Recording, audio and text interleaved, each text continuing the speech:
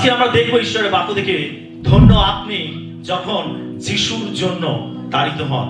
আসলে আমরা মতে লিখিত সুসমাচার তার 5 অধ্যায় 10 থেকে 12 পদ পাঠ করি। ধন্য যাহারা ধার্মিকতার জন্য তাড়িত হইয়াছে, কারণ স্বর্গরাজ্য তাহাদেরই। ধন্য তোমরা যখন লোকে আমার জন্য তোমাদিগকে নিন্দা ও তাড়না করে এবং মিথ্যা করিয়া তোমাদের বিরুদ্ধে সর্বপ্রকার মন্দ কথা বলে। আনন্দ করিও, উল্লাসিত হইও, কেননা স্বর্গে তোমাদের পুরস্কার প্রচুর। কারণ তোমাদের পূর্বে যে ভাববাদীগণ ছিলেন, তাহাদিগকে তাহারা সেই মতো তাড়না করিত। ইহাই খ্রিস্টের সুসমাচার। খ্রিস্ট তোমার মহিমা প্রচারিত হোক। আমেন। প্রভু যিশু তিনি পর্বতে দত্ত উপদেশে তিনি এই বিষয়টিকে উল্লেখ করেছেন। আমরা 3 পদ থেকে যদি দেখি, মথি 5:3 পদ থেকে দেখি, আর সেখানে প্রভু যিশু ধন্য ধন্য ধন্য ধন্য ধন্য বলতে বলতে তিনি তাদেরকে ধন্য বলছেন। 10 পদ, 11 পদ এবং 12 পদে যিশু তাদেরকে ধন্য বলছে যারা যিশুর নামের জন্য তাড়িত। যিশু তাদেরকে ধন্য বলছেন। আজকে যারা যিশুর নামের জন্য তাড়িত হচ্ছেন তারা ধন্য। Hallelujah, hallelujah. আপনি জেনে রাখুন, আপনি যদি যিশুর নামের জন্য তাড়িত হচ্ছেন, আপনি ধন্য ব্যক্তি। প্রভু আপনাকে ধন্য বলছেন, যিশু আপনাকে ধন্য বলছেন যে আপনি তার নামের জন্য তাড়িত হচ্ছেন, বিশ্বাসের জীবন যাপন করার জন্য তাড়িত হচ্ছেন, তার উপাসনা করার জন্য তাড়িত হচ্ছেন, আপনি তার সত্য পথে চলার জন্য আপনি তাড়িত হচ্ছেন। আর সেই জন্য যিশু আপনাকে ধন্য বলেছেন। হালেলুয়া। কে আপনাকে ধন্য বলেছে? মানুষ নয়। কে বলছে? যিশু, যিনি পরিত্রাতা মুক্তিদাতা, তিনি আপনাকে ধন্য বলছেন। যখন আপনি প্রভুর জন্য তাড়িত হচ্ছেন, আপনি এটা কল্পনা করুন, আপনি এটাকে ধ্যান করুন যে যিশু আপনার কানে কানে এসে আপনাকে বলছে তুমি ধন্য, তুমি আমার জন্য তাড়িত হয়েছে। হালেলুয়া। আপনি এটা কল্পনা করুন, ধ্যান করুন। আপনি যখন যিশুর জন্য নিন্দিত হচ্ছেন, অপমানিত হচ্ছেন, তাড়িত হচ্ছেন, তখন যিশু আপনার কানে কানে এসে আপনাকে বলছে তুমি ধন্য আমার কন্যা, তুমি ধন্য আমার পুত্র, তুমি আমাকে অস্বীকার করনি, তুমি আমার নামের জন্য তাড়িত হয়েছো, নিন্দিত হয়েছো, অপমানিত হয়েছো। লোকেরা তোমাকে নির্যাতন করছে, তাড়না করছে, অপমান করছে, তুচ্ছ তাচ্ছিল্য করছে, তোমার সমালোচনা করছে। তুমি আমার ধন্য পুত্র, তুমি আমার ধন্য কন্যা। হালেলুয়া। যখন আপনি এইভাবে ভাববেন, দেখবেন আপনার মনের ব্যথা, আপনার মনের কষ্ট সবকিছু আপনার জীবন থেকে চলে যাবে। আমেন।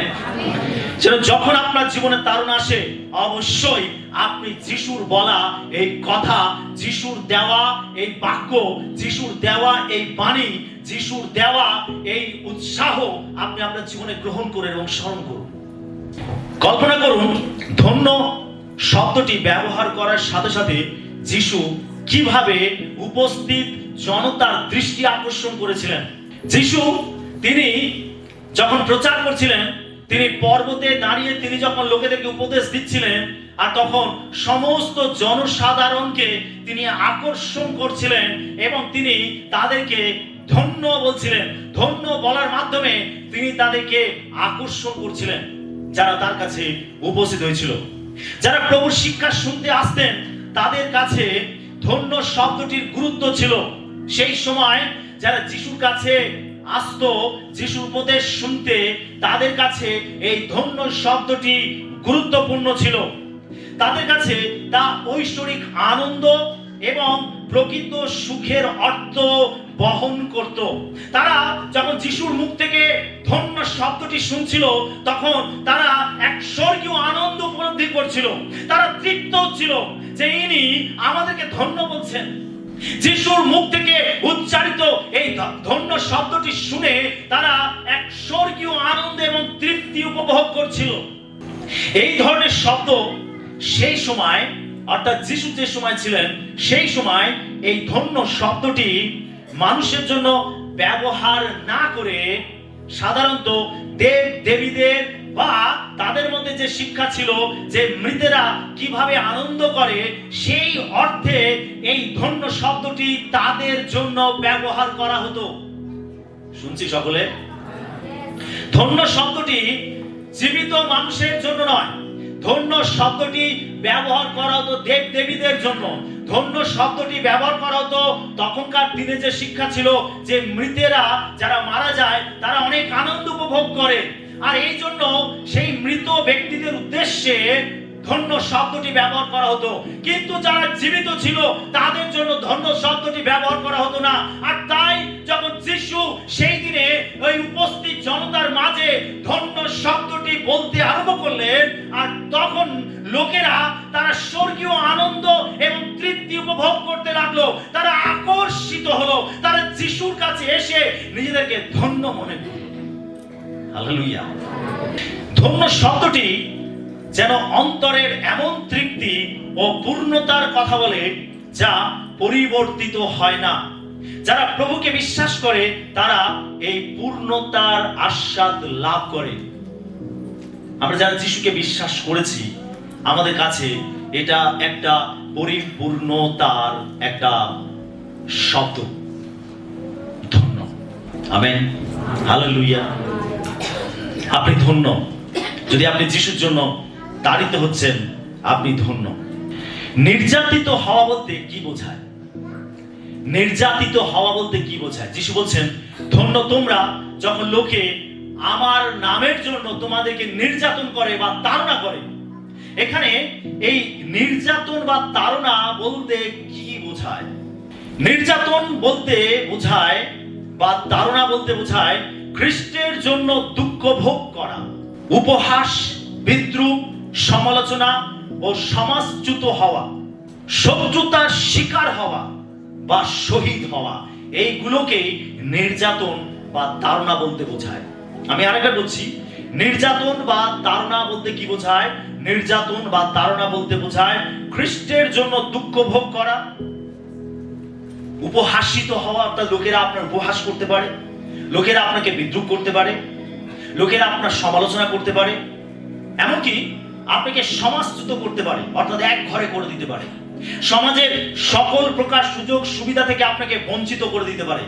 এছাড়া শত্রুতার শিকার হওয়া, অর্থাৎ লোকেরা আপনার উপরে শত্রুতা করবে, এমনকি শহীদ হওয়া কেউ বোঝায়, প্রভুর জন্য শহীদ হওয়া। আমরা জানি যে আমাদের দেশ ভারতবর্ষকে স্বাধীন করার জন্য অনেক বিপ্লবী তারা শহীদ হয়েছে, তারা শহীদ হয়েছে, হাসি মুখে মৃত্যু বরণ করেছেন আমাদের দেশকে স্বাধীন করার জন্য। প্রভুকে ধন্যবাদ দেই সেই সমস্ত বিপ্লবীদের জীবনের জন্য, যে সেরকম বিপ্লবীদেরকে প্রভু আমাদের এই ভারতবর্ষে পাঠিয়েছিলেন। আমেন। আর তাদের মাধ্যমে আমাদের দেশ স্বাধীনতা লাভ করেছে। আমেন। ঠিক একইভাবে যারা প্রভুর জন্য তাড়িত হবে, নির্যাতিত হবে, অর্থাৎ এই শহীদ হওয়াও এই নির্যাতন বা তাড়নার অন্তর্ভুক্ত। তারপরে নির্যাতন তাড়না বলতে বোঝায় যে আপনাকে শহীদ হলেও হতে পারে। ভয় লাগছে? ভয় লাগছে? প্রভুর জন্য আপনাকে শহীদ হলেও হতে পারে। তারপরে আপনাকে প্রভুর জন্য শহীদ হতে প্রস্তুত থাকতে হবে। আপনাকে জানতে হবে যে যারা যিশুকে বিশ্বাস করবে তাদের জীবনে নির্যাতন বা তাড়না আসবেই আসবে। এটা আপনাকে মেন্টালি প্রিপারেশন নিতে হবে, মানসিক ভাবে আপনাকে প্রস্তুতি নিতে হবে। কেন? যারা সৎভাবে চলতে চাইবে, যারা প্রভুর বাক্য মতো চলতে চাইবে, যারা যিশুকে অনুসরণ করবে, তাদের জীবনে নির্যাতন আসবেই আসবে। যদি আপনার জীবনে কোনো তাড়না নেই, আপনার জীবনে কোনো নির্যাতন নেই, আপনার জীবনে যিশুর জন্য কোনো সমালোচনা নেই, তার মানে বুঝতে হবে যে আপনি ঠিকভাবে চলছেন না, কোথায় গলদ আছে। আপনি আপোষ করে নিচ্ছেন, আপনি লোকেদের মাঝে যিশুকে স্বীকার করছেন না। হতে পারে আপনি পাপীতেও আছেন আর প্রভুতেও আছেন, হতে পারে আপনার জীবনে কিছু গন্ডগোল আছে, সেজন্য আপনার জীবনে কোনো তাড়না নেই। তাড়না, নির্যাতন সকল খ্রিস্ট বিশ্বাসের জীবনের অংশ। যে কোনো ভাবে লোকেরা আপনার সমালোচনা করতে পারে, সেটাও একটা তাড়না। লোকেরা আপনার বিরুদ্ধে কোনো ষড়যন্ত্র করতে পারে, সেটা একটা তাড়না। লোকেরা আপনার অপবাদ দিতে পারে, সেটা একটা তাড়না। লোকেরা আপনার উপর শত্রুতা করতে পারে, এটা একটা তাড়না। লোকেরা আপনাকে নিয়ে হাসাহাসি করতে পারে, উপহাস করতে পারে, এটাও একটা তাড়না। আর এগুলো বিশ্বাসের জীবনে থাকবেই থাকবে। যদি নেই, তার মানে আপনার জীবনে কিছু গন্ডগোল আছে। যদি নেই, তার মানে আপনি পাপের সঙ্গে আপোষ করে চলছেন। তার মানে আপনি খ্রিস্টকে স্বীকার করছেন না। তার মানে আপনি প্রভু সুসমাচার প্রচার করছেন না। তার মানে আপনি আপনার সাক্ষ্যকে ধরে রাখছেন না। আর সেই জন্য আপনার জীবনে তাড়না নেই। যে জগতের লোকের মতো চলবে, জগতের লোকের তাদেরকে নিয়ে কোনো সমস্যা নেই। কিন্তু যারা জগতের লোকের মতো চলবে না, যারা পবিত্রভাবে জীবনযাপন করতে চাইবে, তাদের জীবনে তাড়না আসবেই আসবে। Amen, hallelujah. আমরা লূক লিখিত সুসমাচার তার 21 অধ্যায় 12 থেকে 19 পদ পড়ি। খুব গুরুত্বপূর্ণ কিছু বিষয় প্রভু এখানে উল্লেখ করেছেন। এখানে প্রভু যিশু তিনি তার দ্বিতীয় আগমনের কিছু চিহ্ন উল্লেখ করেছেন। শিশুরা জানতে চেয়েছিল যে আপনার দ্বিতীয় আগমনের চিহ্ন কি। আর যিশু সেই চিহ্নগুলো দিতে গিয়ে দেখুন এখানে প্রাকৃতিক কিছু দুর্যোগের কথা তিনি এখানে উল্লেখ করেছেন। তিনি বলছেন যে জাতির বিপক্ষে জাতি ও রাজ্যের বিপক্ষে রাজ্য উঠিবে, মহৎ মহৎ ভূমিকম্প এবং স্থানে স্থানে দুর্ভিক্ষ ও মহামারী হইবে। আর আকাশে ভয়ঙ্কর ভয়ঙ্কর লক্ষণ ও মহৎ মহৎ চিহ্ন হইবে। জাতির বিপক্ষে জাতি, রাজ্যের বিপক্ষে রাজ্য এবং স্থানে স্থানে দুর্ভিক্ষ হবে। এগুলো হবে। দেখুন, প্রাকৃতিক দুর্যোগ ঘটবে, রাজ্যের বিপক্ষে রাজ্য উঠবে, দেশের বিপক্ষে দেশ উঠবে। বিভিন্ন যুদ্ধ বিগ্রহের কথা শুনতে পাবো। এগুলো হচ্ছে, দেখুন লেখা রয়েছে, দেখুন এটা আরো ভয়ঙ্কর পর্যায়ে যাবে। কিন্তু এই সকল ঘটনার পূর্বে লোকেরা তোমাদের উপরে হস্তক্ষেপ করিবে, তোমার দিগকে তাড়না করিবে, সমাজ গৃহে ও কারাগারে সমর্পণ করিবে। আমার নামের নিমিত্ত তোমরা রাজাদের ও শাসনকর্তাদের সম্মুখে নিত হইবে। এই জায়গাটাতে প্রভু কি বলছেন? যে প্রাকৃতিক বিপর্যয় নেমে আসবে, রাজ্যের বিপক্ষে রাজ্য উঠবে, দেশের বিপক্ষে দেশ উঠবে, ভূমিকম্প হবে, আকাশে অদ্ভুত লক্ষণ দেখা যাবে। কিন্তু তার আগে যিশু বলছেন তাড়না আসবে। তার মানে তাড়না বা নির্যাতন যিশুর দ্বিতীয় আগমনের একটি চিহ্ন। হালেলুয়া। তার মানে যিশু যে আসছেন, তিনি যে দ্বিতীয়বার এই পৃথিবীতে ফিরে আসছেন, এটা হচ্ছে তার একটা চিহ্ন যে লোকেরা তোমাদের উপরে তাড়না করবে। কি আপনি এটার জন্য উৎসাহিত? বলুন যিশু আসছেন। পাশের জনকে বলুন যিশু আসছেন। যিশু আসছেন। Hallelujah, hallelujah. একটা একটা চিহ্ন যখন ঘটবে, টিক মার্ক দেব, যিশু আসছেন। হালেলুয়া। তাড়না এতদিন আমাদের মধ্যে ছিল না, এখন এসেছে। তার মানে আমরা টিক মার্ক দিলাম, যেটা সফল হয়েছে, আর যিশু আসছেন। হালেলুয়া। তার মানে আপনি প্রাকৃতিক বিপর্যয় দেখতে পাবেন, আকাশে অদ্ভুত লক্ষণ দেখতে পাবেন, আপনি দেখতে পাবেন যে আরো বেশি যুদ্ধ, আরো বেশি এক জাতি আরেক জাতির বিপক্ষে যাচ্ছে। এইগুলো চরম পর্যায়ে গিয়ে পৌঁছাবে। তাড়না যিশু দ্বিতীয় আগমনের একটি চিহ্ন। Hallelujah, hallelujah. কি যখন চিহ্ন ঘটবে, তখন আমাদের বিশ্বাস আরো দৃঢ় হবে যে প্রভু আসছে, তার প্রতিজ্ঞা সত্য, তার বাক্য সত্য। আর সেজন্য এটা আমাদের কাছে অনেক বড় আনন্দের বিষয়, উৎসাহের বিষয়। এখন এই তাড়না, এই নির্যাতন কেন প্রভু নিয়ে আসছে? চলুন তার পরামর্শ পড়ি। লেখা হচ্ছে 13 পদ থেকে, সাক্ষ্যের জন্য এই সকল তোমাদের প্রতি ঘটিবে। যিশু কি উত্তর দিচ্ছেন? কেন তাড়না আসবে? কিসের জন্য? একটু শুনতে পাচ্ছি না। কিসের জন্য? কিসের জন্য তাড়না কেন আসবে? সাক্ষ্য দেওয়ার জন্যই তো প্রভু আমাদের ডেকেছে, তাই না? পৃথিবীর প্রান্ত পর্যন্ত আমার সাক্ষী হবে। হালেলুয়া। জেরুজালেম থেকে শুরু হয়েছে, আর এটা পৌঁছাতে হবে পৃথিবীর প্রান্ত পর্যন্ত। কে পৌঁছাবে? আমি, আপনি, সকল বিশ্বাসী পৃথিবীর প্রান্ত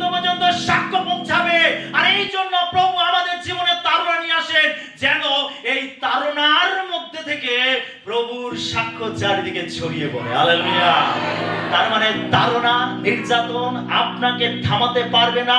তাড়না নির্যাতন ঈশ্বরের রাজ্যকে স্তব্ধ করতে পারবে না। তাড়না নির্যাতন যত ঘটবে আর ততই সাক্ষ্য, ততই সাক্ষ্য, ততই সাক্ষ্য, আর তত ঈশ্বরের রাজ্যের বৃদ্ধি হবে। হালেলুয়া। সেটা তাড়না নির্যাতন আসছে মানে আপনাকে প্রস্তুত হতে হবে সাক্ষ্য দেবার জন্য, সাক্ষ্য দেবার জন্য। আমি যিশুকে বিশ্বাস করি, তিনি আমার পরিত্রাতা, তিনি আমার জন্য ক্রুশেতে মৃত্যুবরণ করেছেন, তিনি মরেছেন, মৃত্যুর 3 দিন পরে বেঁচে উঠেছেন, তিনি আবার দ্বিতীয়বার ফিরে আসবেন, তিনি আমাকে আমার জন্য তিনি তার জীবন দিয়েছেন। আপনাকে যিশুর জন্য সাক্ষ্য দিতে হবে। আপনাকে পিছিয়ে গেলে হবে না, আপনাকে ভয় পেলে হবে না, আপনাকে হতাশ নিরাশ হলে হবে না, আপনাকে সাক্ষ্য দিতে হবে।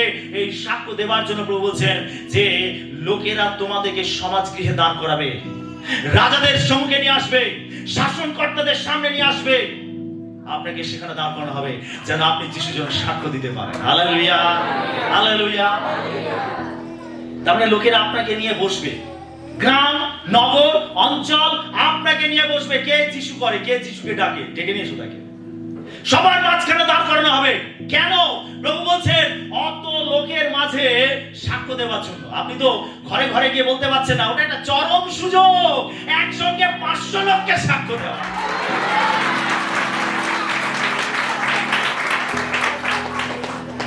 সাক্ষ্য দিন আর ওখানে প্রাণ ত্যাগ করুন, মারা যান, শহীদ হয়ে যান। হালেলুয়া। ওই 500 লোক আপনাকে যদি মারধর করে তা আপনি ওখানেই মারা যাবেন, মারা যান আপনি, কোনো অসুবিধা নেই। হ্যাঁ, এখানে চোখ বন্ধ করবেন আর স্বর্গে দেখিয়ে উঠবেন। হালেলুয়া। সাক্ষ্য দেওয়ার জন্য প্রস্তুত থাকুন। প্রস্তুত আছেন সাক্ষ্য দেওয়ার জন্য? প্রস্তুত আছেন সাক্ষ্য দেওয়ার জন্য? Hallelujah, hallelujah, hallelujah. আমরা কার ছেলে মেয়ে? যিশু। আর প্রকাশিত বাক্যে লেখা রয়েছে যিনি জিহুদা বংশীয় সিংহ, তিনি হলেন সিংহ, আর এই সিংহের বাচ্চা সিংহই হবে। হালেলুয়া। গরুর বাচ্চাকে গরুই বলা হয়, শুকরের বাচ্চাকে শুকরই বলা হয়, আর সিংহের বাচ্চাকে সিংহই বলা হবে, যিশুর বাচ্চাকে যিশুই বলা হবে। হালেলুয়া। আপনি জিহুদা বংশীয় যে সিংহ তার সন্তান। আপনাকে গর্জন করতে হবে। আপনি জেনে রাখবেন আপনার পশ্চাতে ঈশ্বর রয়েছে। আপনি একা নন। ওই 500 লোকের মাঝে, ওই 100 লোকের মাঝে, ওই 200 লোকের মাঝে, ওই রাজাদের, ওই শাসনকর্তাদের সামনে আপনি একা নন। প্রভু আপনার সঙ্গে রয়েছে। তার প্রতিজ্ঞা, আমি তোমাকে ছাড়বো না, কখনো ত্যাগ করবো না, তিনি আপনার সঙ্গে সঙ্গে রয়েছে। চলুন আমরা তারপরে দেখি তিনি কি বলছেন। 14 পদে, অতএব মনে মনে স্থির করিও যে কি উত্তর দিতে হইবে, তাহার নিমিত্ত অগ্রে চিন্তা করিবে না। প্রভু আপনার জন্য একটা স্টেজ তৈরি করে রেখেছে। কিছু অডিয়েন্সকে প্রভু এক জায়গায় এক কাটকা করেছে। আপনাকে পুরো অঞ্চলের সামনে দাঁড় করানো হলো, পুরো নগরের সামনে, গ্রামের সামনে দাঁড় করানো হলো। প্রভু বলছে তুমি ভয় পেও না, কি উত্তর দিতে হবে। ও কি বলবো, যদি এইটা বলে আমি ওইটা বলবো, আরে যদি এই প্রশ্নটা করে আমি এই উত্তরটা দেবো। যিশু বলছে ওসব কিচ্ছু নিয়ে তোমাকে ভাবতে হবে না। কে বলছে? যিশু। আরে বিশ্বাস করুন যিশুকে। তিনি বলছেন তোমাকে কিচ্ছু চিন্তা করতে হবে না, কি উত্তর দিতে হবে। যিশু বলছে তুমি মনে মনে চিন্তা করো না কি উত্তর দিতে হবে। দেখুন তার প্রতিজ্ঞা 15 পদে, কেননা আমি তোমাদিগকে এমন মুখ ও বিজ্ঞতা দিব যে তোমাদের বিপক্ষেরা কেহ প্রতিরোধ করিতে কে উত্তর দিতে পারিবে না। হালেলুয়া। তখন আপনাকে একটা স্পেশালি মুখ দেওয়া হবে, স্পেশালি মুখ দেওয়া হবে। সেই সময় ঈশ্বর আপনাকে বিজ্ঞতা দেবেন বলে প্রতিজ্ঞা করেছেন।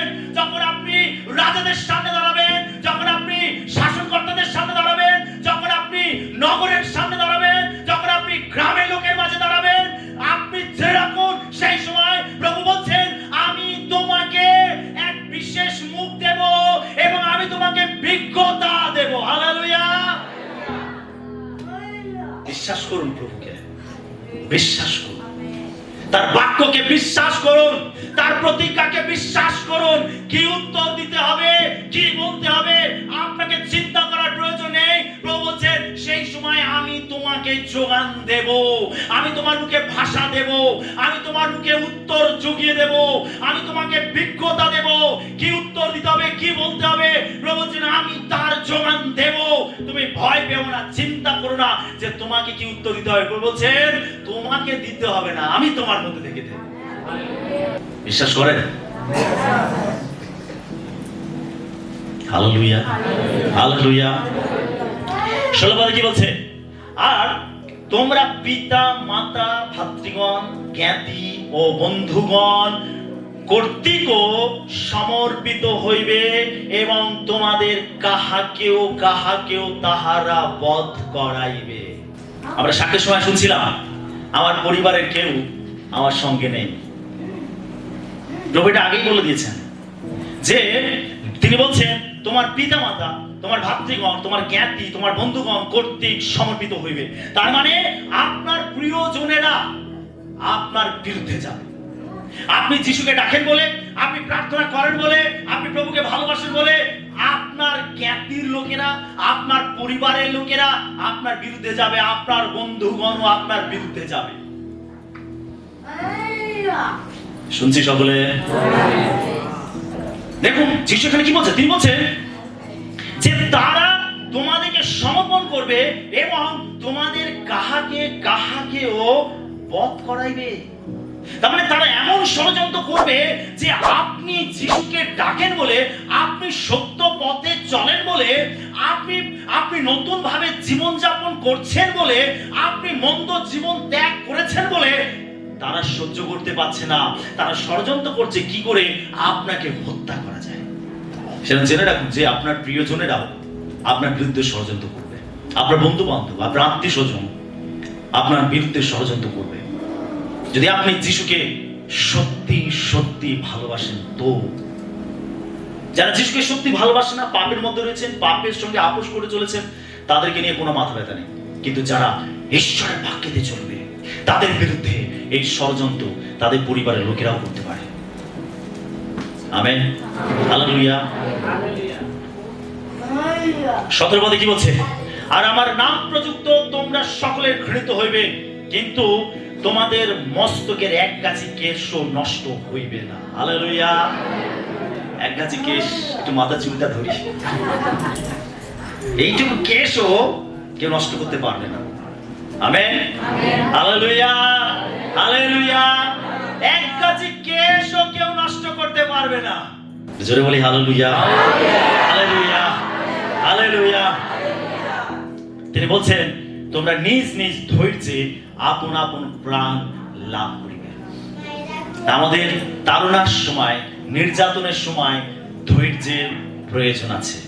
ধৈর্য ধরুন। যদি তাড়না ঘটছে তার জন্য ধৈর্য ধরুন। Hallelujah, hallelujah, hallelujah. আমরা আবার ফিরে আসি মথি তার 5:10-12 পদ। যিশু এই জায়গাতে, এই অংশটিতে যিশু 3 ধরনের প্রধান নির্যাতনের কথা উল্লেখ করেছেন।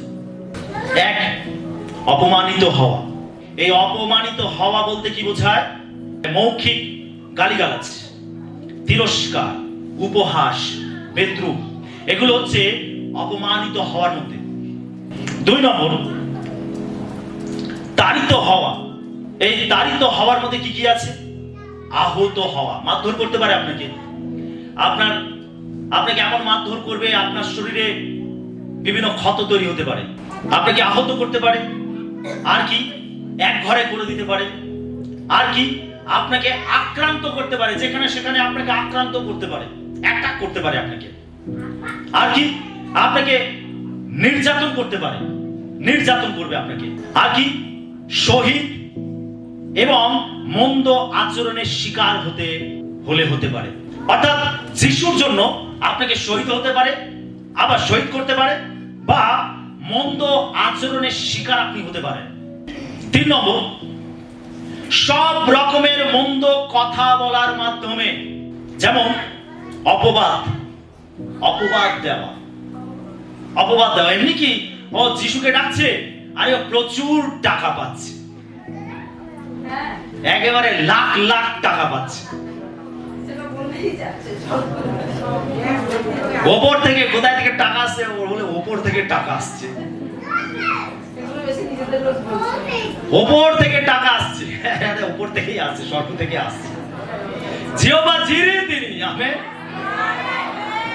তিনি যোগানদাতা ঈশ্বর, উপর থেকেই আসছে। তারা অ্যাকচুয়ালি তারা মন্দ ভাবে বলছে, কিন্তু আসলে তারা ঠিক কথাই বলছে, প্রভুর কাছ থেকে আসছে।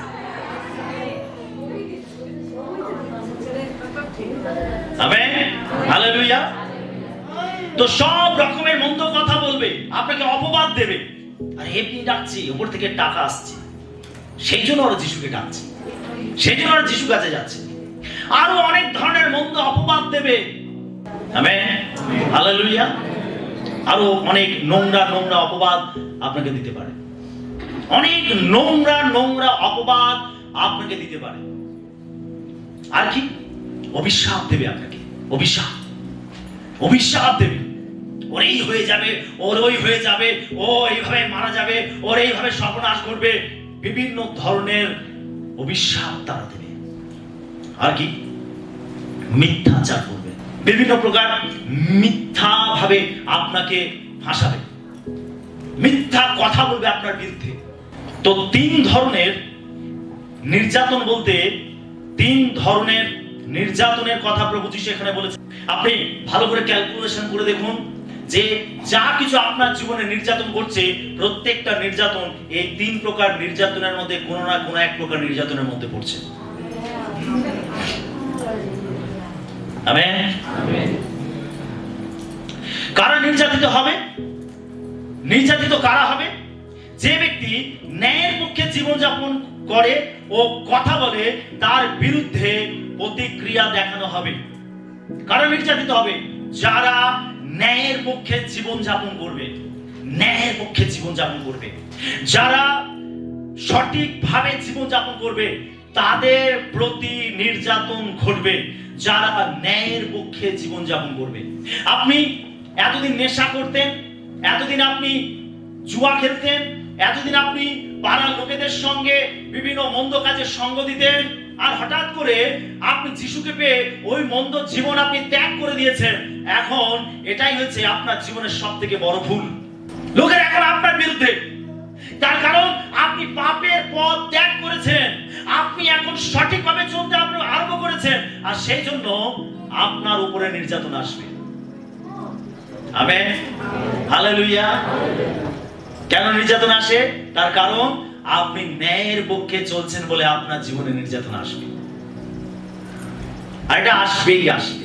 জেনে রাখুন, যখন আপনি ন্যায়ের পক্ষে জীবনযাপন করবেন, আপনার জীবনে নির্যাতন বা তাড়না আসবেই আসবে। এতদিন কিছু ছিল না, আপনার জীবনে যে পরিবর্তন হয়েছে, আপনি যখন পরিত্রাণ পেয়েছেন, নতুন জীবন পেয়েছেন, তখনই আপনার জীবনে নির্যাতন আসবে। হালেলুয়া। যে ব্যক্তি খ্রিস্টের পক্ষে জীবনযাপন করে ও কথা বলে, সেই ব্যক্তি অপমানিত, নির্যাতিত ও সমালোচিত হবে। অর্থাৎ যে যিশুর পক্ষে জীবনযাপন করবে, যে যিশুর জন্য বাঁচতে চাইবে, যে যিশুর কথা বলবে, যে যিশুর আরাধনা করবে, যে যিশুর পথে চলবে, তার উপরে নির্যাতন আসবেই আসবে। যিশু বলছেন, আমরা লোকলিখিত সুসমাচারে পাঠ করেছি, আমার নাম প্রযোজিত তোমরা সকলের ঘৃণিত হইবে। আমার নামের জন্য তোমরা সকলের ঘৃণিত হইবে। তো যারা প্রভুর পথে চলবে, যারা যিশুর জন্য জীবনযাপন করবে, তাদের জীবনে নির্যাতন এবং তাড়না আসবে। শুনছেন সকলে? আমি কিন্তু আপনাদেরকে ভয় দেখাচ্ছি না, আমি আপনাদের ভেতর থেকে মজবুত করতে চাইছি, যাতে যখন ঘটবে যেন আপনি আকাশ থেকে না পড়েন, যখন ঘটবে তখন যেন আপনি ভেতর থেকে প্রস্তুত থাকেন। Amen, hallelujah. নিপীড়ন বা নির্যাতন একটি স্ববিরোধিতা। নিপীড়ন বা নির্যাতন হলো স্ববিরোধিতা। এটি প্রকাশ করে যে জগতের প্রকৃত স্বরূপ হচ্ছে মন্দ। এটাই প্রকাশ করে যে জগৎ হলো মন্দ, আপনি যখন পবিত্রভাবে চলতে চাইবেন, তখন এই মন্দ জগৎ এটা মেনে নেবে না। এই মন্দ জগৎ চাইবে যাতে আপনি মন্দভাবে জীবনযাপন করেন। সে চাইবে আপনাকে টেনে নিচে নামাতে। এই জগৎ হলো মন্দ। ভেবে দেখুন, যে ব্যক্তি ন্যায়ের জন্য জীবনযাপন করে ও কথা বলে, সেই বিরোধিতার শিকার হয় এবং নিপীড়নের সম্মুখীন হয়। আজকে যারা নির্যাতিত হচ্ছেন, যারা তাড়িত হচ্ছেন, দেখুন, আপনি ভালো করে চিন্তা করে দেখুন, তাদের অন্যায়টা কি, তাদের অপরাধটা কি? কি অপরাধ তাদের? তাদের অপরাধ যে তারা পবিত্রভাবে জীবনযাপন করছে। তাদের অপরাধ তারা ভালোভাবে কথা বলছে।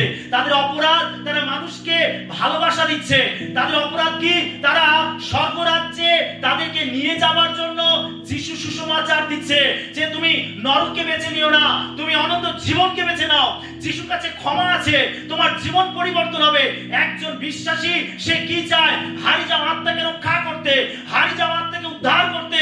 সে সত্যের পক্ষে সাক্ষ্য দিতে চায়, সে প্রেমের কথা বলতে চায়, সে লোকেদেরকে ভালোবাসতে চায়। এটাই হচ্ছে তার অপরাধ। আর সেই জন্য জগতের লোকেরা তার উপরে নির্যাতন করছে। ভাবতেই অবাক লাগে, একজন খ্রিস্ট বিশ্বাসী যে তার জীবনকে পরিবর্তন করেছে, মন্দ স্বভাবকে ত্যাগ করেছে, মন্দ জীবনকে ত্যাগ করেছে, যে পবিত্রভাবে শুদ্ধভাবে চলতে চাইছে, জগতের লোকেরা তার উপরে নির্যাতন করছে। তাহলে এই জগৎ হলো মন্দ। এই জগৎ চায় না যে আপনি পবিত্রভাবে চলেন। এই জগৎ চায় না যে আপনি যিশুর সেবা করেন। এই জগৎ চায় না যে আপনি অনন্ত জীবনে প্রবেশ করেন। জগৎ চায় যেন আপনি তার মতো মন্দ ভাবে জীবনযাপন করেন। জগৎ হলো মন্দ। বিশ্বাসীদেরকে পূর্বেই সতর্ক করা হয়েছে, তারা নির্যাতনের শিকার হবে। এটা আগে থেকেই জানানো হয়েছে যে তারা নির্যাতনের শিকার হবে। তার মানে বিশ্বাসী জীবনে তাড়না আসবেই আসবে, ঘটবেই ঘটবে। Amen, hallelujah. বিশ্বাসী জীবনে নির্যাতন এবং তাড়না ঘটবেই ঘটবে, ঘটবেই ঘটবে। জেনে রাখুন, কোথাও না কোথাও থেকে এটা ঘটবেই ঘটবে। সেটা আপনার এলাকা থেকে হতে পারে, সেটা আপনার আত্মীয় স্বজন বন্ধু বান্ধব থেকে হতে পারে, আপনার গ্রাম থেকে হতে পারে, যে কোনো জায়গা থেকে তাড়না নির্যাতন ঘটবেই ঘটবে। এটা বিশ্বাসের জীবনে আসবেই আসবে। আর প্রভু এটা আগে থেকেই আমাদেরকে সতর্ক করেছেন। বিশ্বাসের কেন তাড়নার শিকার হয়? তার কারণ তারা এই জগতের নয়। বলুন, আমি এই জগতের নই। আমি এই জগতের নই। আপনি জানেন তো আপনি জগতের নন। সেই জন্য এই জগৎ আপনাকে মেনে নেবে না। আমরা কেন তাড়িত হই, নির্যাতিত হই? তার কারণ আমরা এই জগতের নই। তাদের জগৎ থেকে আহ্বান করা হয়েছে, আপনাকে জগৎ থেকে আহ্বান করা হয়েছে, জগৎ থেকে ডেকে নেওয়া হয়েছে। মণ্ডলী জন্য যে গ্রিক শব্দ ব্যবহার করেছে এটা কি? এক্লেসিয়া, তাই তো? এক্লেসিয়া, এক্লেসিয়া কথার অর্থ কি? আহুত লোক। আপনাকে জগৎ থেকে আহুত করা হয়েছে, জগৎ থেকে ডেকে নেওয়া হয়েছে। বলুন, আমি এক্লেসিয়া। জোরে বলুন, আমি এক্লেসিয়া। আমাকে জগৎ থেকে ডেকে আনা হয়েছে, আমাকে জগৎ থেকে আহ্বান করা হয়েছে। আমি এক্লেসিয়া। জগৎ এটাকে মেনে নেবে না। আরে তুমি যিশুর কাছে যাচ্ছ, আরে তুমি যিশুর কাছে যাচ্ছ, যিশুর আরাধনা করতে যাচ্ছ, যিশুর কাছে প্রার্থনা করতে যাচ্ছ, জগৎ এটা মেনে নেবে না। সেজন্য তারা আপনার উপরে নির্যাতন করবে। আপনাকে জগৎ থেকে ডেকে আনা হয়েছে। হালেলুয়া। আপনি জগতে আছেন অথচ আপনি জগতের নন। এই জগতেই আপনি আছেন অথচ এই জগতের আপনি নন। আমরা এই জগতেই আছি অথচ আমরা এই জগতের নই। আমাদেরকে জগৎ থেকে ডেকে আনা হয়েছে, আমরা এই জগতে আছি অথচ আমরা এই জগতের নই। সেন জগতের মন্দ বিষয়ের সঙ্গে আমাদের কোনো রিলেশন নেই, কোনো সম্পর্ক নেই। আমাদেরকে জগৎ থেকে ডেকে আনা হয়েছে, আমাদের জগৎ থেকে পৃথক করা হয়েছে। আমরা এই জগতের আচরণ থেকে পৃথকীকৃত। এই জগতের যে আচরণ সেখান থেকে আমরা পৃথকীকৃত। আপনি জগতের আচরণ কি? লোককে প্রতারণা করা, লোককে মিথ্যা কথা বলা, লোককে ঠকানো, লোকের উপরে নানা রকম অত্যাচার করা, উপদ্রব করা। আপনি জগতের মতো আচরণ করেন না, আর সেই জন্য আপনার উপরে নির্যাতন আসবে। আমরা যোহন তার 15-19 পদ পড়ি। তোমরা যদি জগতের হইতে, তবে জগৎ আপনার নিজস্ব ভালোবাসিত, কিন্তু তোমরা তো জগতের নহ, বরং আমি তোমাদিগকে জগতের মধ্য হইতে মনোনীত করিয়াছি, এই জন্য জগৎ তোমাদিগকে দেশ করে। হালেলুয়া। যিশু বলছেন আমি তোমাদের জগতের মধ্য থেকে মনোনীত করেছি। তোমরা জগতের নও। তোমরা যদি জগতের হতে, যিশু বলছেন, তাহলে জগৎ তোমাদেরকে ভালোবাসতো। তোমরা জগতের নও। আপনি জগতের নও, আপনি প্রভু। আপনি প্রভু। প্রভু আপনাকে জগৎ থেকে পৃথক করেছেন। প্রভু আপনাকে জগৎ থেকে ডেকে এনেছেন। প্রভু আপনাকে জগতের আচরণগুলো থেকে আপনাকে সম্পূর্ণ আলাদা করে দিয়েছেন। আপনি জগতের আছেন, জগতের মধ্যে আছেন, অথচ আপনি জগতের নন। মানে আমাদের জীবন প্যাকাল মাছের মতো, পাঁকে থাকবো কিন্তু পাঁক মাখবো না, পাঁক গায়ে লাগবে না, অথচ পাঁকের মধ্যেই আছি। এই মন্দ জগতের মধ্যেই আমরা আছি, কিন্তু আমরা এই জগতের নই। যিশু বলছেন তোমরা যদি জগতের হতে, তবেই না জগৎ তোমাদেরকে ভালোবাসতো। আমরা জগতের নই।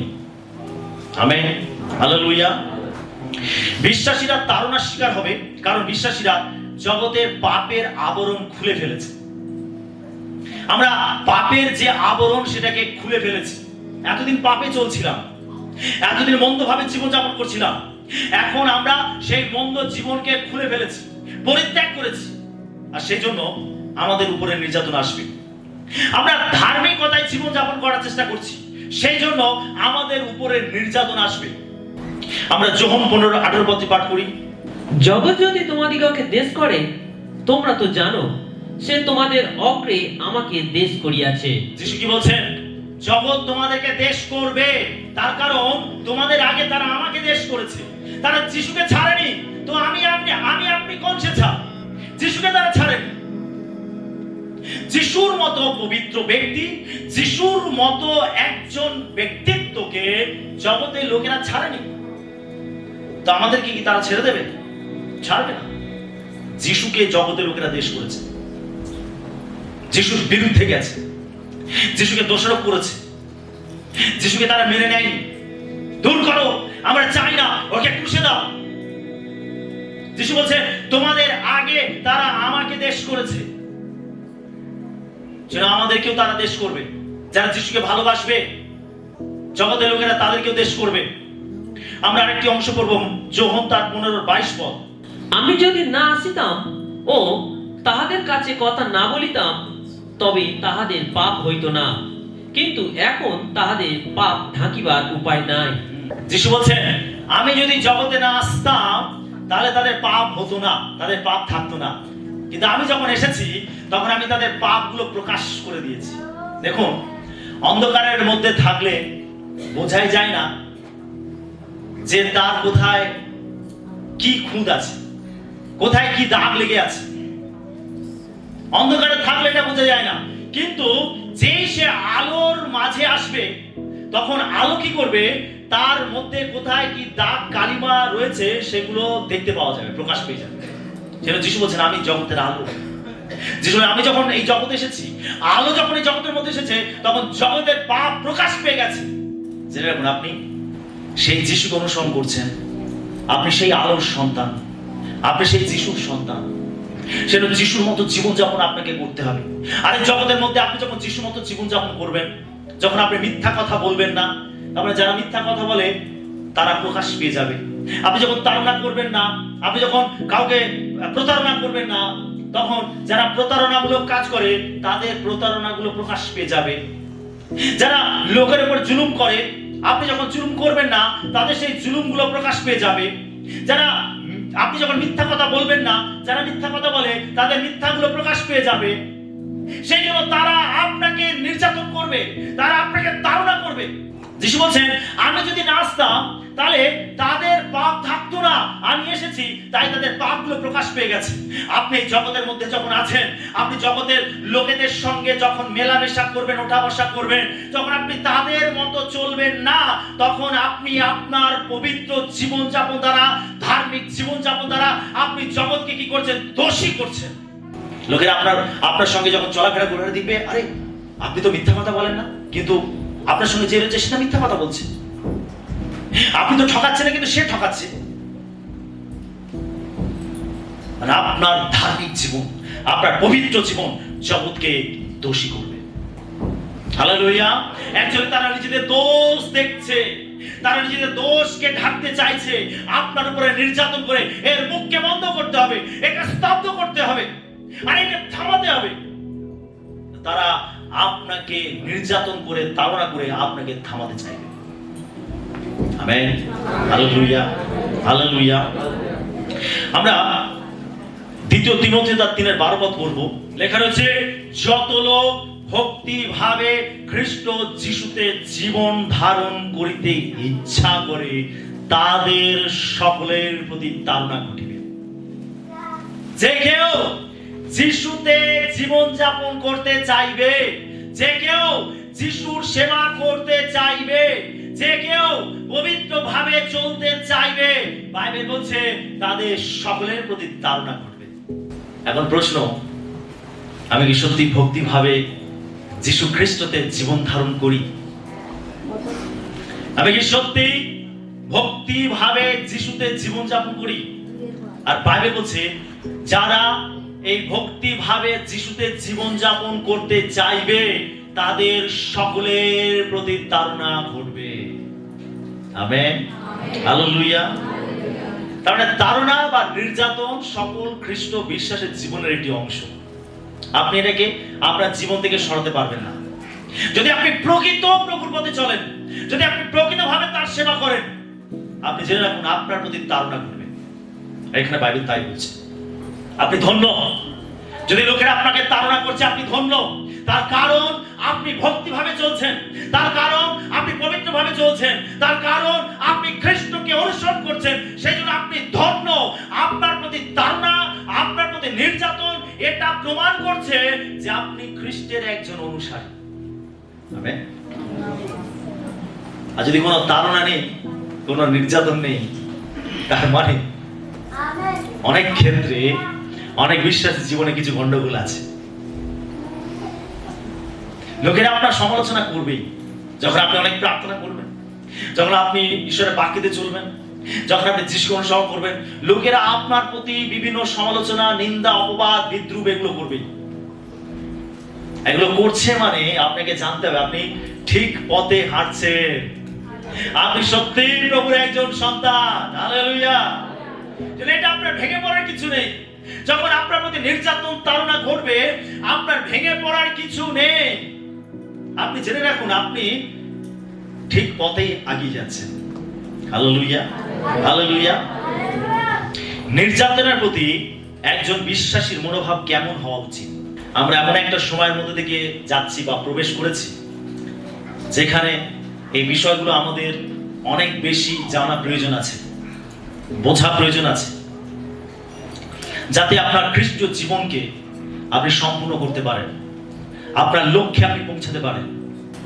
যখন নির্যাতন এবং তাড়না আসবে, তখন তা আনন্দ ও উল্লাসের কারণ হবে। তবে যখন নির্যাতন এবং তাড়না আসবে, তখন আপনি কি করবেন? কি করবেন? আনন্দ এবং উল্লাস করবেন। যখন আপনার প্রতি নির্যাতন হবে, তাড়না ঘটবে, তখন আপনি কি করবেন? লোকেরা তাড়না করছে, নির্যাতন করছে, আপনি একবার অট্ট হাসি হাসবেন। সাধারণত যখন তাড়না ঘটে, তখন সবাই ভয়ে কুঁকড়ে যায়, হতাশ হয়ে যায়, নিরাশ হয়ে যায়। না না, আর চার্চে যাবো না, না না আর যিশুকে ডাকবো না, না না আর প্রার্থনা করবো না। ও বাবা, এই পথে এত কিছু রয়েছে। যিশু বলছেন যখন নির্যাতন হবে, তাড়না হবে, তখন তুমি আনন্দ করবে। যিশু মথি তার 5 তিনি 10 থেকে 12 পদে তিনি কি বলছেন? তিনি বলছেন যে 12 পদে বলছে, আনন্দ করিও, উল্লাসিত হইও, কেননা স্বর্গে তোমাদের পুরস্কার প্রচুর। যখন তাড়না ঘটবে, নির্যাতন ঘটবে, তখন আমাদেরকে আনন্দ এবং উল্লাস করতে হবে। নির্যাতন এবং তাড়নার প্রতি কি মনোভাব আমাদের রাখতে হবে? আনন্দ এবং উল্লাসের মনোভাব রাখতে হবে। আমেন। যখন তাড়না এবং নির্যাতন ঘটে, তখন আমাদের মুখ থেকে আনন্দ তো দূরের কথা, হাসি তো দূরের কথা, আমরা ভয়ে কুঁকড়ে যাই। যিশু বলছেন আনন্দ করো, সেই সময় আনন্দ করো। 2 করিন্থীয় তার 12-10 পদ পাঠ করি। এই হেতু খ্রিস্টের নিমিত্ত নানা দুর্বলতা, অপমান, অনাটন, তাড়না, সংকট ঘটিলে আমি প্রীত হই, কেননা যখন আমি দুর্বল তখনই বলবান। পৌল বলছে এই জন্য, বলছে খ্রিস্টের নিমিত্ত নানা দুর্বলতা, অপমান, অনাটন, তাড়না, সংকট ঘটিলে আমি প্রীত হই। পৌল বলছেন যে খ্রিস্টের নিমিত্ত নানা দুর্বলতা, অপমান, অনাটন, তাড়না ঘটলে আমি খুশি হই। পৌল বলছে আমার জীবনে যখন তাড়না আসে, আমার জীবনে যখন নির্যাতন আসে, যখন দুর্বলতা আসে, যখন অনাটন আসে, তখন পৌল বলছেন আমি আনন্দিত হই। তার কারণ কি? তার কারণ তিনি বলছেন কেন যখন আমি দুর্বল তখনই বলবান। হালেলুয়া।